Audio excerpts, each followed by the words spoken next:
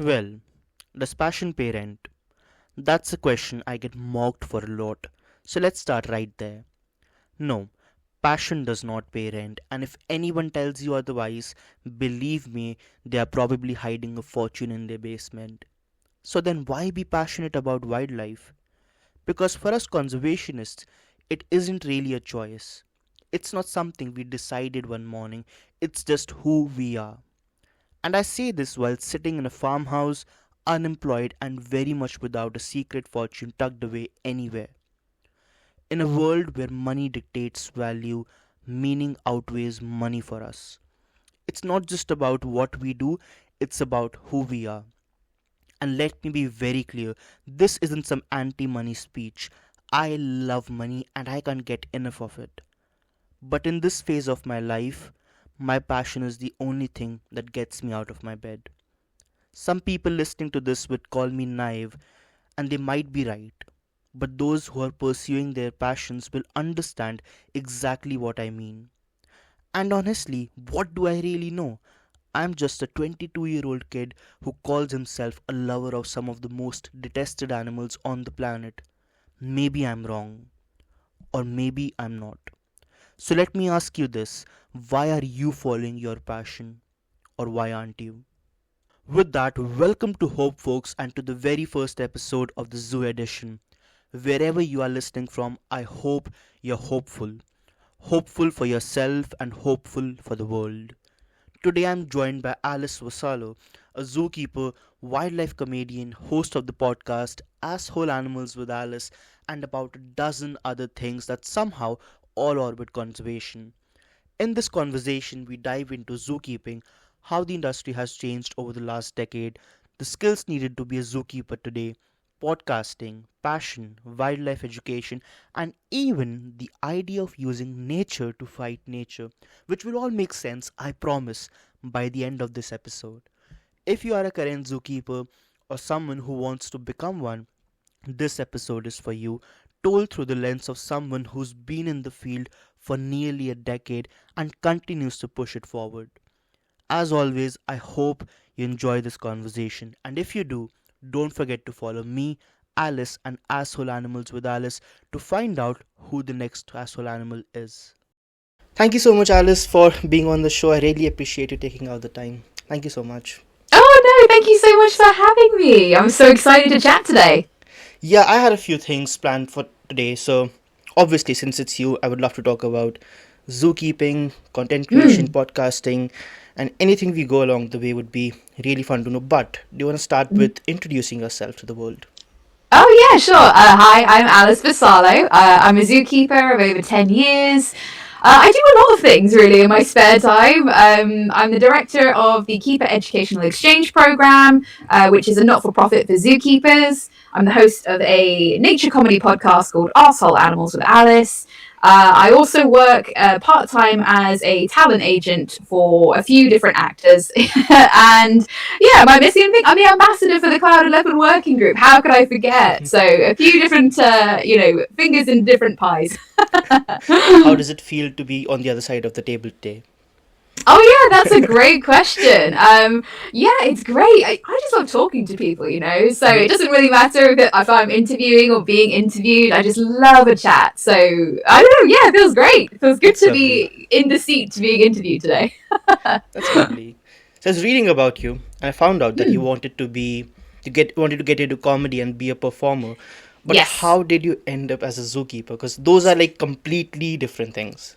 Totally. I mean, I think I suffered from this sort of case of not knowing what the hell I wanted to do when I was at school, right? Like, I had always loved making people laugh and just, that has grown up with me for pretty much my entire life. But so you think, when you're growing up and you're thinking, what do I want to do when I, leave university or leave school? I was like, maybe I could work in comedy. Maybe I could write some skits or, all of this stuff. And I was considering that for a long time. And while I was at university, sort of figuring out the next step, animals just sort of came into my life almost sort of by accident in a way.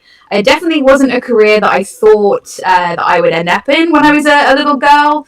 But it's such a blessing to find it when I did. So, I feel really lucky now where I can sort of mix animals and comedy and sort of Yeah. poke fun at nature a little bit, because it sort of fulfills that sort of teenage Alice that wanted to get out there and just make people laugh with the awesome things I've learned about the natural world over the last 10 years. So I feel like really lucky and happy to be doing something that includes a bit of both. That's lovely. How was your like first day being a zookeeper? How did that go?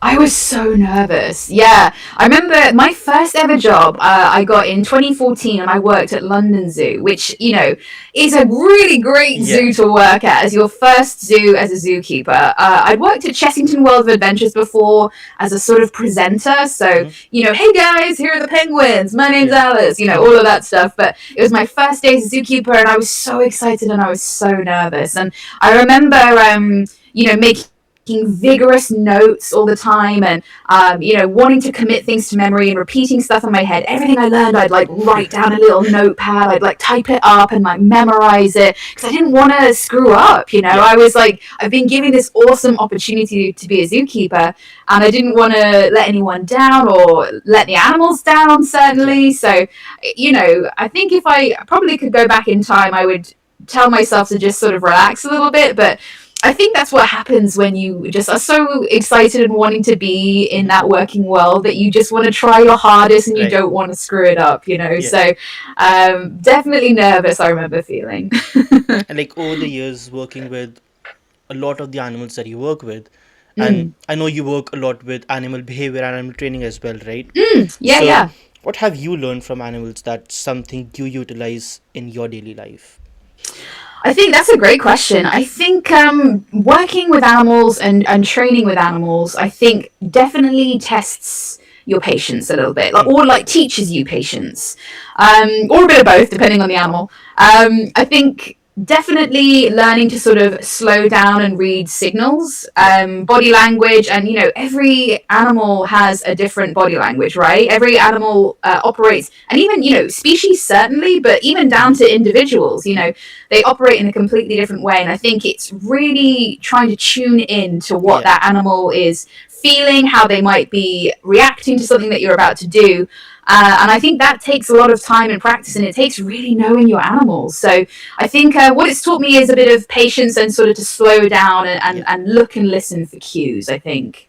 And do you like specialize in a particular tax of animals, or do you work with a range of animals? I mean, I've worked with a range over the years. I'm definitely a mammal girl, I love my mammals, mammals and birds, so more so than reptiles and inverts and things. So also I love cats. I just do. And it's such a cliche. Like, I love a good cat. So I think getting to know sort of cat behavior and cat tells and the Yeah. cat language has been a real privilege as well. But yeah, I think if I was specializing maybe Hmm. carnivores out of that, mammals and birds, but yeah, I'd say that more than reptiles and inverts or fish. No shade to any of those taxa. It's just not an opportunity I've really had Yeah. is to work exclusively with those animals. They've always been on a department that's Hmm. got a load of different things going on. So you learn a little bit about fish, a little bit about reptiles, or a little bit about inverts, and I'm just always drawn to the mammals and the birds. I can't help it. That's crazy. Yeah, if you couldn't tell, I'm very much a reptile guy, and Oh I'm not sure yes. if you can see. Let me see if I mean, I I can can see. come out. Yeah, I can see the viv. Oh yeah. Let's see. What have we got? What have we got? This is Copper. Oh my god! He's he's a Amazing. very energetic false water cobra, Wow. and Have you yeah, had him for long? I've had him for like 4 months now. Oh my gosh. I So you're handling really him all the time, every day, or I try to handle him like once every 2 or 3 days because he does yeah? get a bit stressed out with things. So I don't try to Yes. handle him much. Maybe a minute or 2 minute. So Yes. he's pretty Yeah. chill though, Oh my like god. for false Beautiful. water cobra. Stunning. Oh my goodness. And I think, reptiles have a lot to teach us, I think, as well. And it's I started working in the last sort of 7 months with an actor who's obsessed with reptiles. And, Hmm. I've had to be the sort of student again, because admittedly, I know a bit about reptiles and how to take care of them, but I haven't really deep dove into, chameleons or iguanas or tortoises or anything like that. So I'm really having to learn a lot from him. So I think, it's converting me a little bit more away lately because I'm having to be around reptiles or go looking for That's good. reptiles more. But my heart is still with the mammals and the birds. Like, you just can't change, can you? But since like you've got into zookeeping, I'm pretty sure you've learned a lot about zookeeping in general, working with conservation and Sure. other aspects of it, as you mentioned about the clouded leopard project. So a lot of Oh, things are going on, right? mhm. But if you had to give Alice, who is just starting out into the zookeeping and conservation world, would you like say to her, and what advice would you give to her? Oh, I mean, going back to what I said about my first day in London, I mean, the sort of anxiety and the stress, Yeah. and the just sort of fear that I had in the first couple of years, really, of being a zookeeper. I admittedly it wasn't super late into my career, but I didn't go to at the time I got a job as a zookeeper. I didn't go to college for animals. I went to university and college for something completely different. Yeah. So I jumped in. I had some experience. I'd done some internships and had worked at Chessington as a sort of presenter, but I wasn't walking in with a lot of like education about animals or anything like that. So I was walking in so afraid that everybody else was going to be on this crazy level, and I was far behind trying to catch up. That I really pushed myself and worked hard and tried to memorize everything and tried to be the best keeper I could be. But that was motivated out of a lot of fear and a lot Yeah. of anxiety. As I said, when you really care about a job and you really want to be there and Hmm. you really love animals as well, you want to turn up and do your best. But I think, I definitely got in my own way at that time. Yeah. I definitely could have relaxed a little bit more and, allowed myself to be in a calm position so that I could listen and Yeah. be more present instead of operating, my working day on fear and just like, oh my gosh, I don't want to get this wrong. I think it's great to have a little bit of that, but Yeah. you can't be run by it. Hmm. So I think I would just sort of, what I do? I go back in time and I just slap Alice across the face and I would just say, calm down, you're going to be fine. I think that's what I do. That's lovely. But yeah, I had a few questions that I would love to have your perspective on. So, like being a zookeeper for over a decade now with multiple Mm, zoos, right? So yeah. you see a lot of new zookeepers coming in and going.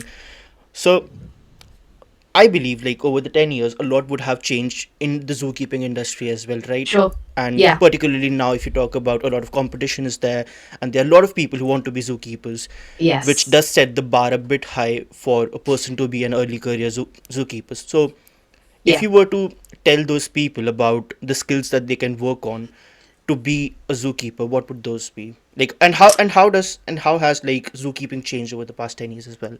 Oh yeah, that's a great question. So I mean, you're definitely right. It's become a lot more competitive in the Yeah. last 10 years, and the bar for what is needed to become a zookeeper has gotten higher Hmm. as well. Certainly as I said, because I started zookeeping in 20. I want to say 2013, 2014. Hmm.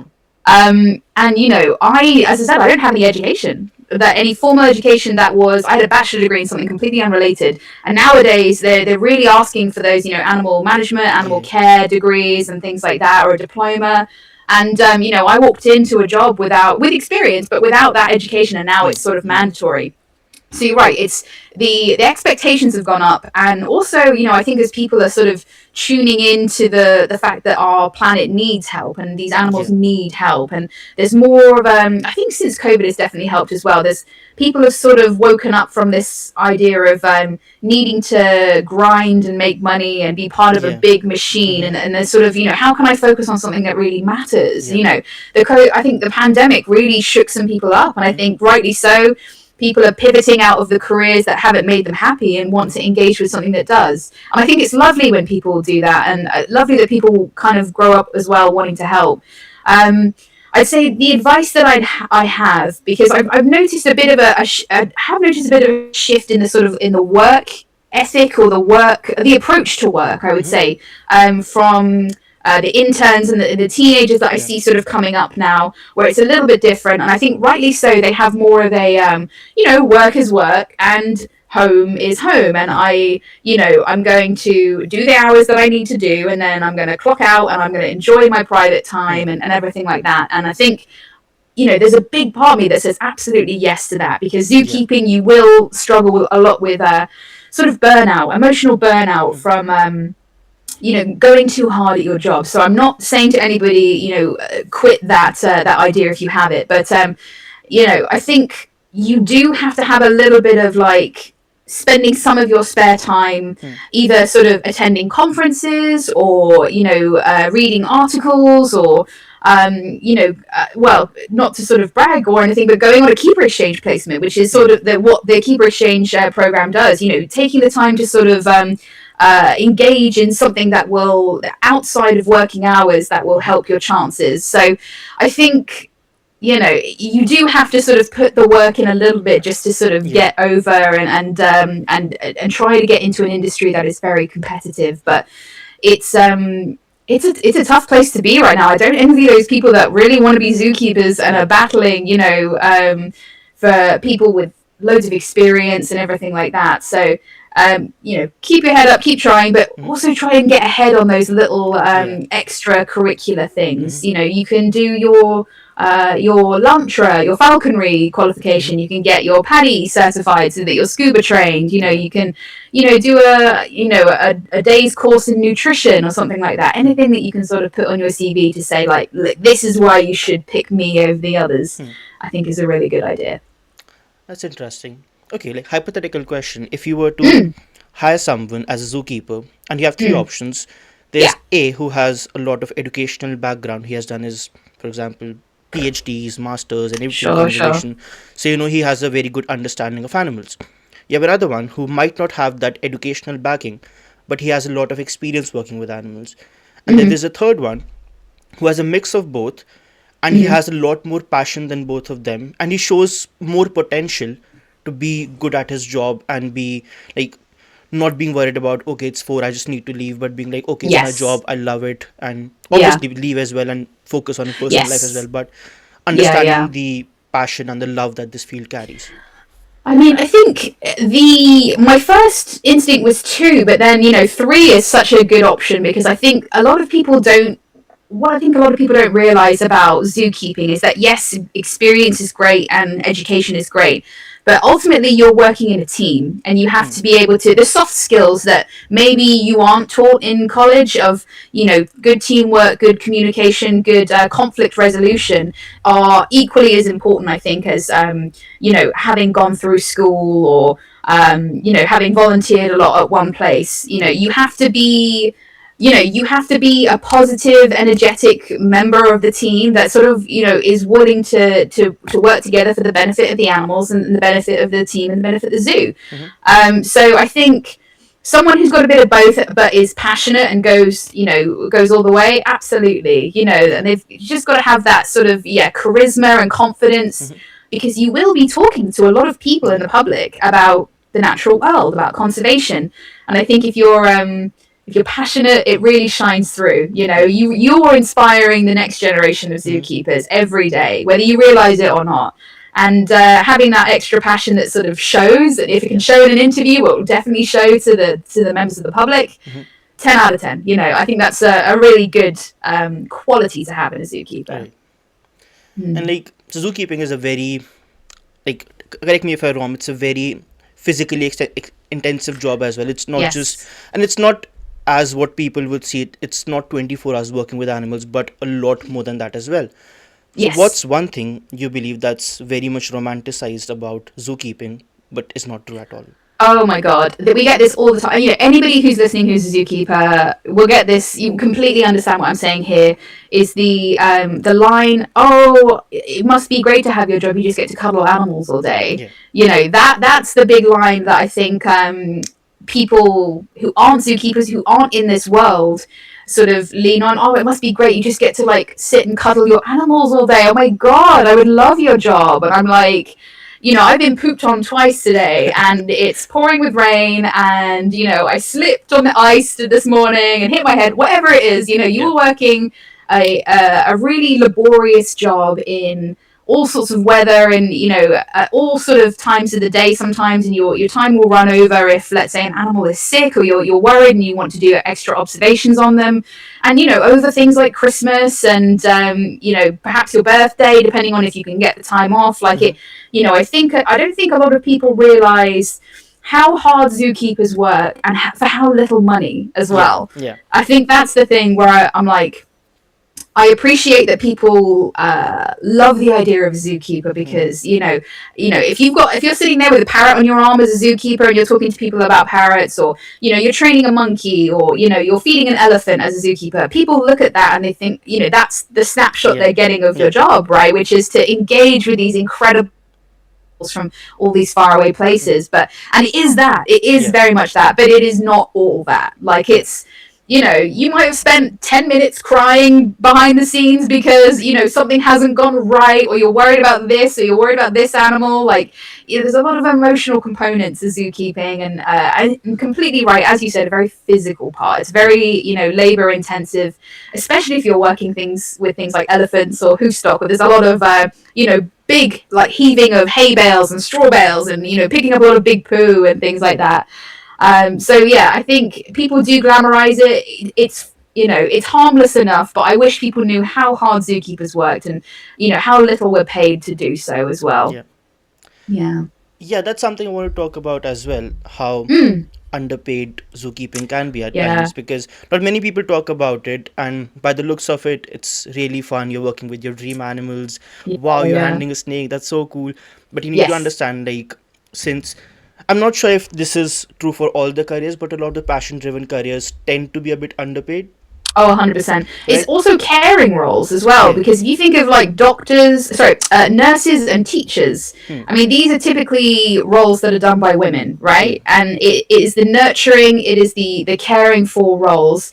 And, in the traditional sense, 70 or so years ago, you would have a husband that would be making the money, Mm-hmm. right? That would, that career of looking after something, that's a Yeah. woman's job, Yeah. I think I would lump zookeepers in with those sort of careers Mm-hmm. of the sort of the nurturing, the caring roles, and just being underpaid. But you're right as well. It is also a passion role, and Yeah. and yeah, I think people almost think that you can pay rent with passion, right? Yeah. Like, Mm-hmm. yes, zoos worldwide have sort of collectively agreed that it should be enough to pay very little, as much as they can, sort of as little as they can get away with. Not all zoos, but Mm-hmm. most are kind of leaning towards the sort of minimum wage, or very close to minimum wage, because the experience and the love and the passion is sort of what makes it Yeah. what it is, and I mean, at the beginning of your career, you're just happy to be there. You're Yeah. just like, Yeah. oh my God, yes, of course I will work for, next to nothing. I'm still young, I'm in my 20s, whatever it is. I'm just happy to be among these animals and Mm-hmm. talking to people about these animals. But, that's something that you kind of graduate out of Yeah. as you hit your 30s, and as you're thinking of, like, marriage and, Mm-hmm. buying a house and all of these, having kids, all of these things that certainly couldn't do by yourself. Like, there's no way in hell I can afford a house on my Hmm. salary. I would, no way in hell I would be saving for 200 years Yeah. before I could buy a house on my salary. And it's sad. Mm-hmm. It's like you either go with a job that you're passionate about, or Yeah. you have the things that will be sustaining you long term, which is a home to call your own, or kids that you want to Hmm. have, or and pass down your love of animals for. Or yeah, I think it's very sad a lot of the times that this is the choices that zookeepers have to make. Do I stick with something that I'm passionate about, with animals that I love working with, that I've got a bond with, Mm-hmm. in a career that's really competitive, and I worked hard for this job and I want to stay in this job, versus, can I buy a house, can I have kids, can I go on vacation even? Mm-hmm. So yeah, it's a tough one. But do you think that's something that you have seen changing a bit, or has it been like pretty much stagnant? Because like zookeeping isn't a very, like, it's not a career you can just get into. You need a lot of experience. Like, it's Yeah. not a shoe that fits all. Like, Yes. that's the thing. So a lot of work needs to go in becoming a zookeeper, and after you become a zookeeper, as you were talking about, how a lot of things need to be done. So it's not a job for everyone.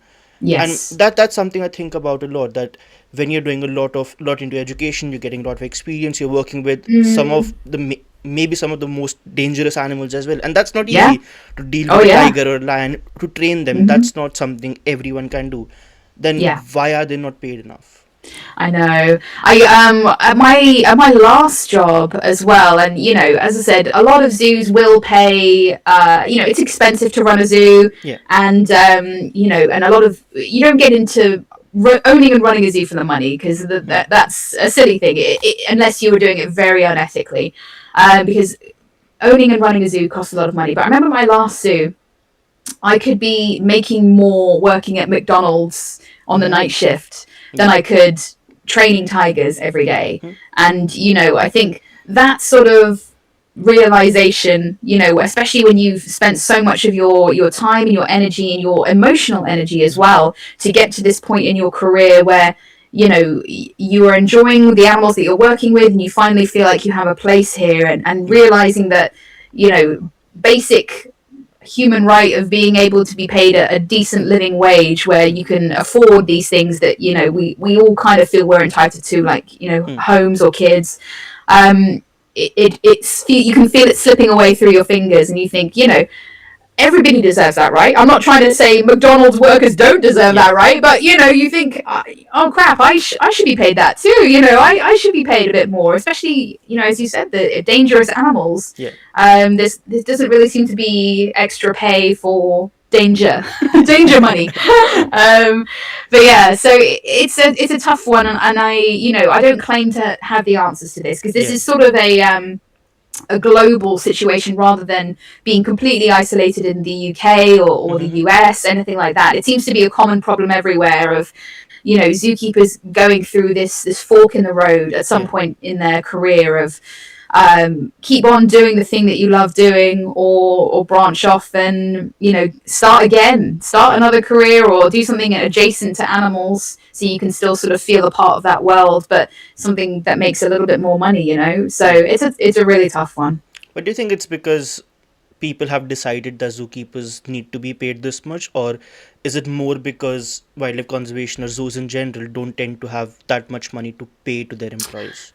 Certainly, I think it's a bit of both. I think you know, I think if the world changed its attitude towards conservation Yeah. and how zoos play a part in conservation and how vital it is that we protect so many, all of the species that are in decline, seeing their sort of place in the ecosystems that they live. Mm. I think if there was a mass global shift in how we view that, then it would encourage the conversation Hmm. of, well, why are people that are in charge of this, and you know, zookeepers certainly, but it pays even less to be out in the field doing Yeah. research. It pays even less to be a conservationist than it Hmm. does a zookeeper. You know, out in the field in all sorts of you know amazing countries. You know, researching or wildlife, you know, rescuing and rehabbing animals pays nothing. Yeah. And you know, I think you know, you almost kind of want to cast a spell over the world and say, look how important this is. Like, you know, this work is so vital and the people doing it should be paid more. You know, just like you would sort of you know, a doctor or something, that people that are actively participating and working towards the saving of our planet Yeah. and its amazing creatures, you feel like deserve a bit more of a. You think how much like money footballers are on, you know, like sports stars or you know musicians and things like that. I'm like, oh my god. But yeah, it's I think a global shift in attitudes towards conservation and Hmm. with it attitudes to zoos. But you know, I think the world is divided on zoos Yeah. still, Yeah. and that's okay. It's not, you know, it's not a black or white issue. I think Hmm. zoos are a morally grey area, Hmm.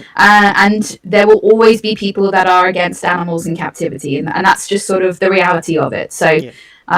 you know, until we can all agree on something, which is near impossible, right? Hmm. Like, you know, things won't change sadly from the way they are.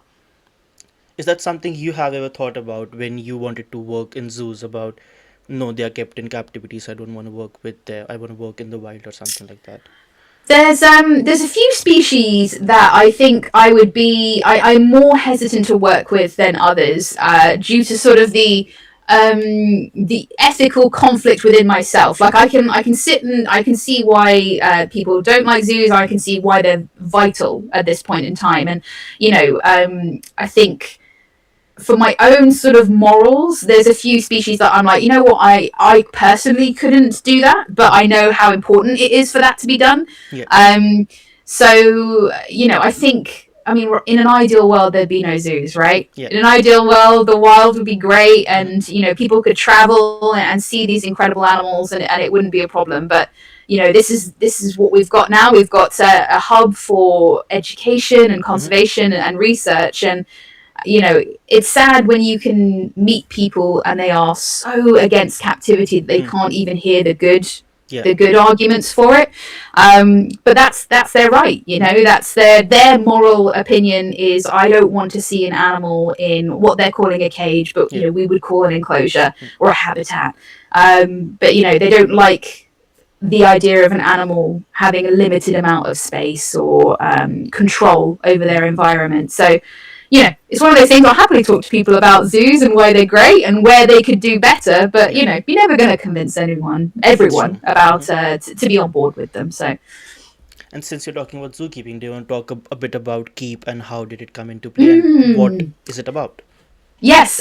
So for those listening that don't know what the hell I'm on about, the Keeper Educational Exchange Program, or KEEP, is a tool. It's really a tool for zookeepers. Actually, I know. I did mention. I was like, oh yeah, you could do a keeper exchange placement, but the tool of KEEP exists for those who are zookeepers already, and there's plenty of other opportunities for sort of continuing professional development when you're trying to get into the industry. But KEEP operates as a tool to improve those who are already zookeepers. So what we do is we organise for a keeper to go and spend a few days or even a Mhm. few weeks at another zoo so that they can sort of learn how a different zoo operates, Great. how they can exchange ideas or techniques or training ideas, enrichment ideas. They can network with fellow keepers, they can meet new people, and come back to their own zoo or aquarium feeling sort of refreshed, like, oh, I went to this zoo and I saw that they were doing this with their tigers or whatever it is. And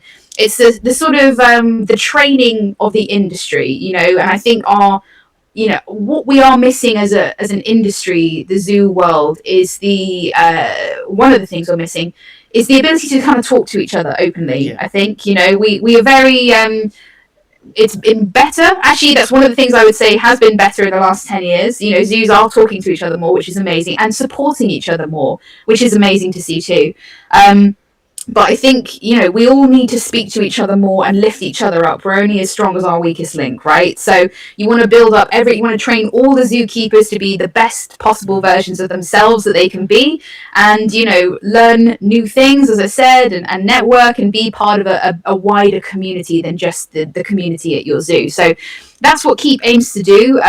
We operate within Zoo to Zoo and mostly in the UK, although we are launching an American branch of the program in association with the awesome team at the American Association of Zookeepers. So they're launching a Keep America, and that will see keepers from America sort of switching places and going all over the place, because America's huge and it's got loads Yeah. of zoos, and it's a whole different ball game to the UK, which is a tiny island.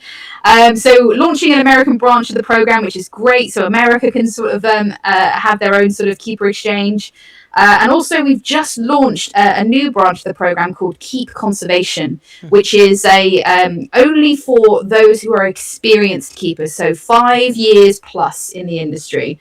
And that is, we aim to send zookeepers who, with all that experience, into the field for rescue and rehab facilities, for research projects, so that they can do something called capacity sharing, which is the sharing of knowledge, right?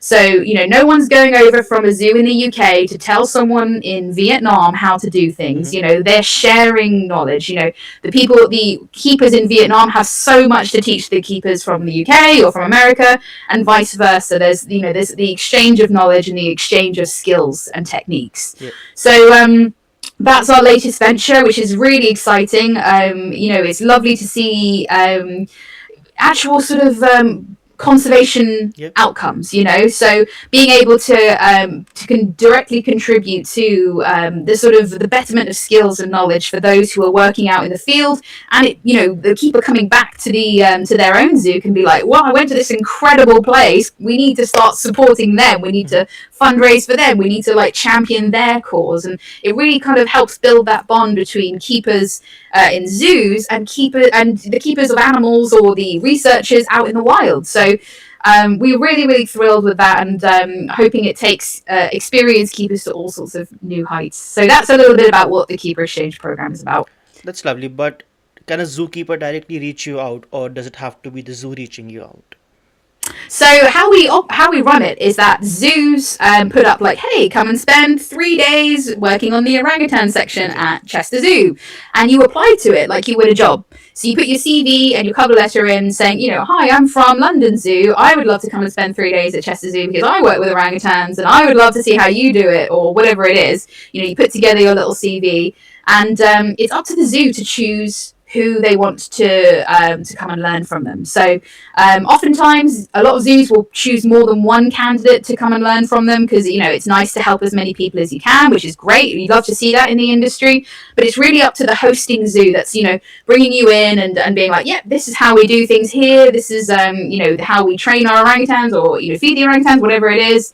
It's really up to them to decide who kind of comes in and learns from them. So, we act as the middleman. We advertise it. We speak to the zoos and say, hey, would you mind, welcoming another keeper from another zoo? How would you feel about being part of the program and bettering the industry as a whole? And I'm sure a lot of keepers would love to learn from you. And they agree, and we sort of set up with a little placement saying, come and spend 5 days or 3 days, whatever it is, whatever the zoo can offer, coming working with them. So, it's again that matter of being sort of very eloquent and putting your CV and cover letter together. That's like, pick me, I'm the right one. I want to come and do this. But we leave it all up to the zoos to decide. That's a really good project, like actually collaborating with zoos and stuff. That's really, Yeah. really good. I think, loads of zoos in the UK have been really up for it, which is awesome because, especially the larger zoos that, might at one point in time have been accused of sort of gatekeeping information or being like, no, we figured it out, so we're not going to share that with anyone. When we started Keep, we were like, oh, we're kind of worried about if some of these zoos will actually be wanting to share the information, will want to bring people in. And, maybe they're worried about people seeing behind the scenes for some reason. But, we've had so many great zoos that are just so on board with it. And, I absolutely love it. It makes my heart so full.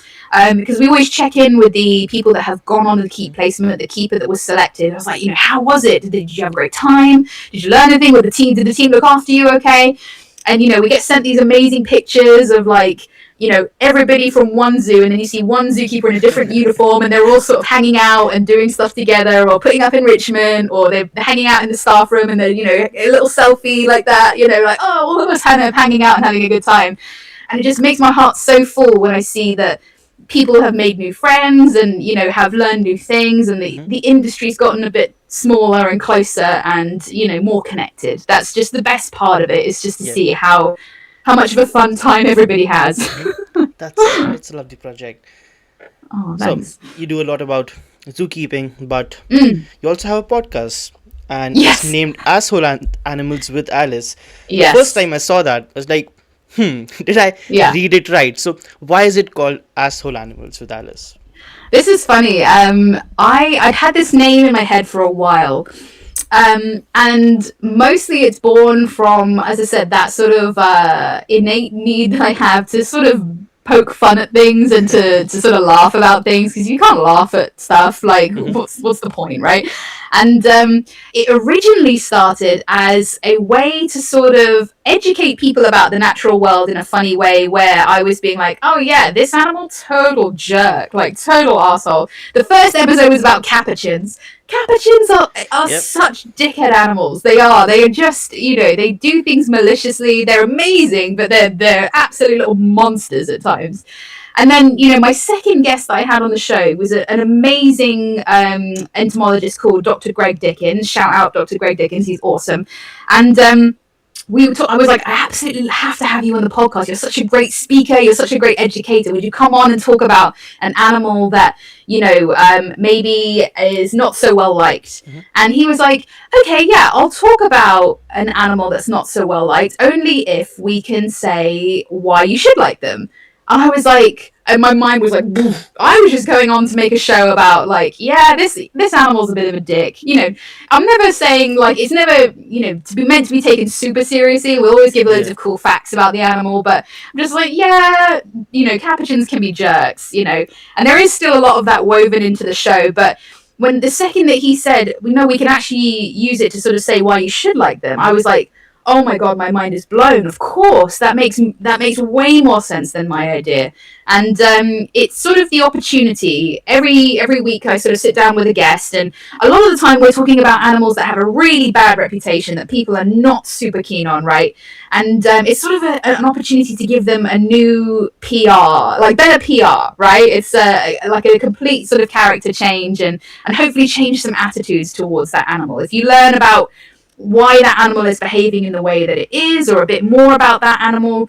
I think knowledge cures fear a little bit more, right? The more you know about it, the less scary it is, or the less sort of annoying it is. If you know an animal is behaving a certain way because of a certain reason, and it's sort of just turned into that. And sometimes there's the occasional animal as well that we slip into there, which are angelic animals that I think have really good PR, that I think we kind of need to knock these guys down a peg, because they can exhibit behaviors that, if they were in our society, they would be labeled as an arsehole. I'm looking at you, dolphins. I'm looking at you, otters. Like, all these animals that people love because they're cute, or they act in a certain way that people find adorable, or clever, anything like that. And there's the opportunity to be like, yes, they are amazing, but like they do a bunch of like crappy shit as well. Like, it's all meant in fun and games. And as I said, like, we give a conservation sort of charity of the week segment on the show, where I shout out a charity that deals with that animal, and they typically smaller charities and projects as well. I don't like to shout out big things. And we end up being like, there's a lot of love for this animal. Let's just sort of discuss the behavior in a fun way. Like, let's just sort of poke fun at Mother Nature. Which animal has been the biggest asshole till now? Oh, that's such a good question. I think the highest, it also depends on the guest, because I'm asking the guest to rate them. And sometimes, the guests take it really seriously, and they're like, okay, if a 1 is this and a 5 is this, then the animal must be like a 4, because this, and this. And then some guests are like, 5, just give it a 5. It's an arsehole, like, yeah, just give it a high score. It's really dependent on the guest, but big things. Komodo dragons got a really high score. Koalas got a really high score as well. Like, from like a wildlife vet, an amazing wildlife vet. She was like, yeah, they're jerks. Like, they get 5s all around. So yeah, I put koalas up there as one that I wasn't expecting to rate as high, but and Komodo dragons as well. But yeah, it's been a real mix though. I think those are the 2 ones that have surprised me though. That's lovely. So I do listen to your episodes as well, and I have to say that they are like very gripping episodes for an audio podcast, because a lot of times audio podcasts tend to be quite boring. Like, I try to listen to a lot of conservation based podcasts, but the structure you have, it's really, really fun to listen to. And I was cute. It was yesterday, I guess. I was listening to the iguanas podcast you had. Oh yeah, with Matt. Yeah. That was really good, because I love iguanas, and yes, I have been like reading a lot about the situation in Florida with Burmese pythons and iguanas and everything, which is, from a conservation point of view, very fascinating about how it happened and how is it going on till now, and how it can never be repaired for XYZ reasons. Without a lot of money being spent, a big. I don't even know. Can you throw enough money at that situation to stop iguanas? Probably not. Yeah, not without spending billions. But something you mentioned during the podcast, which it might be you might not remember it, but you were talking about using nature to fight nature. That's the only thing you said, and you did not expand on it. And I was like, that's an interesting thing. That makes me think. But I don't have the answer to that. Yeah, I think I'm struggling to think about what I meant in the moment there, because what would you realistically Yeah. release to cure iguanas? Hmm. And I think it's a I think it's a valid point, or it's definitely an approach, right? Yeah. And I think you know, you've read a lot of horror stories about people thinking that nature, you know, fighting nature with nature was the Hmm. cure, and then it's made things worse. It's Yeah. like, you know, so it's definitely not a blanket solution to the Yeah. problem. But I think, I mean, I'm just struggling to think what I meant about fighting nature with iguanas. That's such a good point. Like, I do not remember. But you know, I think you've got to fight it the sort of the natural way rather than an unnatural way Yeah. at times. That does, as I said, it does not work for everything, and you know, you have to get your most brilliant scientific minds Hmm. on it to sort of map out the Yeah. potential things that could go wrong. But you know, and I'm just thinking Australia was a really good guinea pig test for this, because you know, Hmm. we've released so many things in there, and they're like, oh, we've got a problem with this animal, we'll just release this animal that will kill that animal, Yeah. and then it's like that animal does not want to eat that animal and instead is Yeah. going for Hmm. other things, and you're like, fuck, how do we solve that problem? So you really need to have like your best brilliant minds on it for it to work. But I always think it's you know, a valid point to be trying to fight nature with nature, and you know, I'm gonna re-listen to the show and just be like trying to get in the mindset of past Alice. Yeah, because I was listening to the podcast when I was on my train to get to work. As soon as Yeah. I reached the station, that's the phrase you mentioned, and I stopped the All right. podcast. And the whole 30-minute walk, I was like, "Huh, how do you do that? Like, what would be a good way to do that?" Yeah, you know what? I don't have the answer for iguanas. Maybe I should ask Matt. I should be like, if we were fighting iguanas, what would we be fighting it when it comes to nature? How would we how would we fight nature with iguanas? Yeah, you know what? Sometimes I just say things, and I think, you know, it's based in some sort of reality, Mhm. but you know, I can't specifically Yeah, remember. that's That's fine. so funny. I love that you listened though, and I love that you took something away from it. That you were I like, okay, definitely that's an had my interesting notepad with point. me, and I was like, "Okay, these are good points. These are good points." Yeah, yeah. I'm if I think of a good example, you know, I'm gonna message you and I'm gonna be like, Definitely. oh yeah, no, this is what I meant by that. So that's so funny. Thank you for listening though. That's you know, made me happy in a Mhm. sense that you were enjoying the show, or hopefully enjoying the Definitely, show. yeah. Oh, I appreciate it. And like I believe like people talk a lot about storytelling being a big component of Oh podcasting yeah. or conservation communication. But with your podcast, I believe humor can be a big part as well. Oh Like my that's gosh, something yes. that gripped me through the podcast. So do you have anything to talk about it? Like how do you add humor to it? And is it something that you do intentionally, or is it just like comes naturally to you? I mean, I think humor is just, I've learned this firsthand from, and you know, forgive me if anyone's listening that's heard me sort of tell this anecdote or to, you know, make this point before. You know, I'm a huge proponent for nature comedy, because I think um, having done years and years of conservation talks at, you know, come a tiger talk, an otter talk, a lemur talk, whatever it is, shark talk, and you know, you can have your audience interested to a certain point, right? They want to hear about the shark or the tiger, and the second that you start talking about how to make changes in your life that will Hmm. benefit the tiger or benefit the shark, or you know, whatever it is, anytime where it starts going into conservation and what they have to do at home, you know, you see people's eyes dim in real time. People Yeah. just lose interest like that. Like they really, they came here to enjoy themselves at the zoo, right? They don't want to Hmm. be lectured to a point about, Hmm. you know, palm oil or about deforestation or recycling, anything like that. They want to have a nice time with their Yeah. kids or on their day off, or whatever it is. So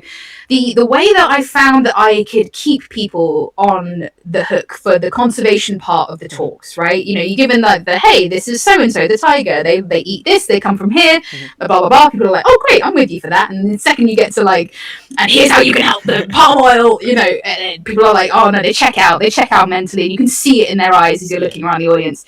But the way that I found over the years, that I would be able to keep people's attention long enough to sort of get them through the conservation bit, which is the most important bit of it, really, is making it funny, Hmm. making it entertaining. And it doesn't need to be entertaining. I don't need to be making fun of conservation. I need to just have enough jokes, enough silliness, enough of a storytelling and real element to me, talking as a tiger keeper or or an otter keeper, whatever it is. And as long as I'm bringing the passion and the fun to the talk, they're with me until the end. So I think when I started the show, I was like, it has to be just fun and easy. I have to be sort of having this chat with my guest, and it's, we're laughing and back and forth, making jokes and, contributing and talking about nature. And talking about like, yeah, that animal does do that, or what's up with this thing, or whatever it is. We could be musing about something, or trying to inform each other about different facts. But ultimately, it just has to be something that people can just listen to. That's easy, right? That's not that's not very heavy-handed on the sort of the nature terms, because nature, the nature world can be quite scientific, and that can be a barrier to a lot of people as well, that like animals, but they're like, oh, I don't really know the Latin name for that, or I don't really know what the word endemic means. They're like, they just want to know a bit more about the animals that they like. So you've got to make it fun, you've got to make it simple, and you've got to appeal to people in a certain kind of unique way. And I thought, with a title like Arsehole Animals, I mean, I think a lot of people, when I started the show, were like, you really sure you want to call it that? And like Apple Podcasts as well, because it's kind of a swear word, arsehole. It's not a complete swear, but it's kind of a swear word.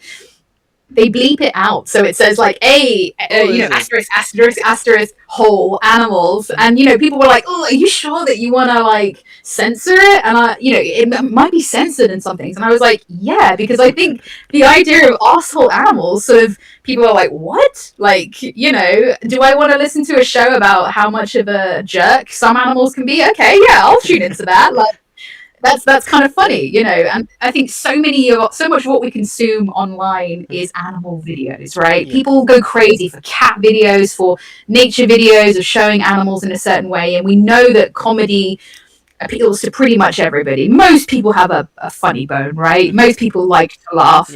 And I think, merging those two things to get people to kind of care and to get people carrying through to the conservation part is the most important thing, I think. Has it ever put you in trouble, like making too comical jokes about animals?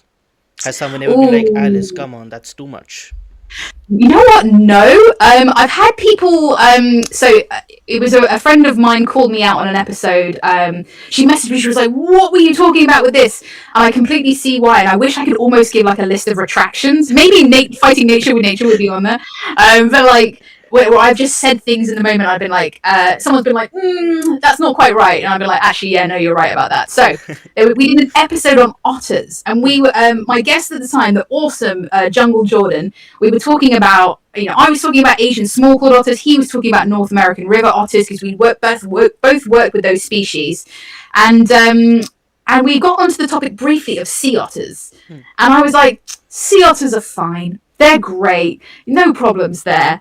And my friend messaged me, she was like, what the fuck are you talking about? They are like sex pests. What do you mean they're fine? They get a free pass because they're cute. She's like, you idiot. Like, they are jerks. And I'd never worked with sea otters. I haven't admittedly done too much research into like how much of a jerk sea otters are. And I should have done for that episode because we were covering otters as a whole. But it completely slipped through my net, and I went and did some research, and I was like, fuck, you're right. Like, I was like, yeah, sea otters are great, no problems with them, they're grand.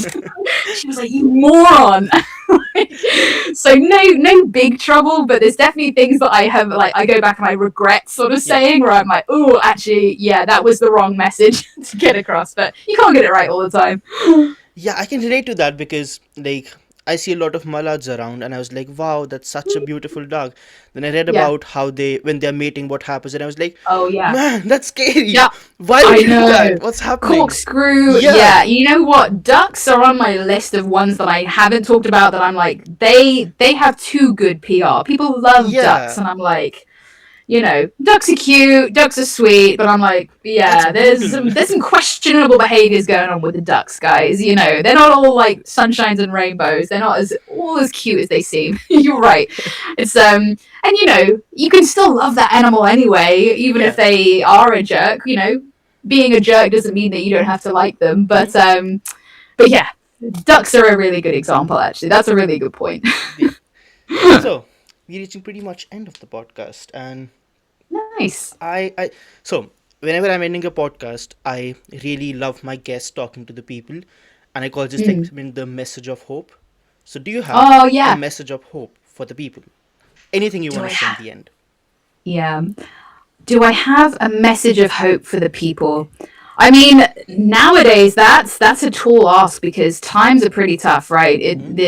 The economy, the geopolitical climate, the state of conservation worldwide Yeah. generally is in decline, not all the time, but I think really these projects, this research, the work that gets done really happens through the tiny sort of communities that are sort of working hard together. Like every single person makes a difference with this. I think no person is too small of a person to make Mm-hmm. an impact on wildlife. And, I've done a lot of kind of awesome things, and I've been to a lot of cool places and seen a lot of cool things over the years.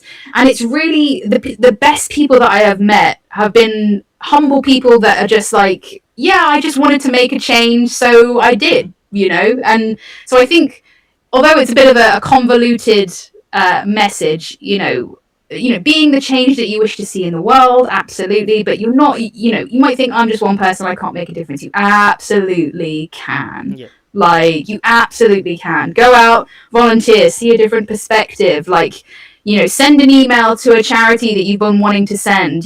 Reach out to people, collaborate. You can Mm-hmm. absolutely make a difference as one small person on this planet. Like, yeah, that's the biggest point I think I'd like to make.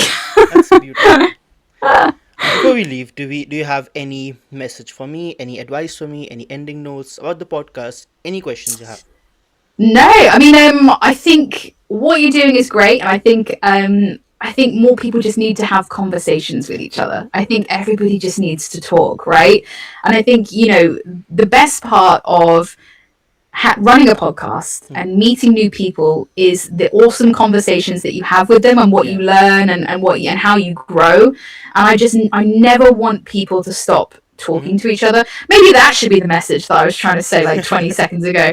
Maybe that was my message of hope. Just never stop talking to people. Yeah. You'll learn so much, you'll get different perspectives, and I think that's the best part of podcasting. That I is, yeah. think, and I hope that I was going to say, I hope that you feel the same way, Yeah, because completely. the people that you meet and the stories that you get to hear and everything like, and the connections that you make with that Yeah. person when you're just engaging with conversation is incredible, and it's so human and it's so lovely. And thank you so much for having me on the show, because it's been Thank lovely to you. talk to you. Thank you so Yeah, no, it's much. been really lovely. So thank you so much for having me on. I'm really happy to be on. Thank you.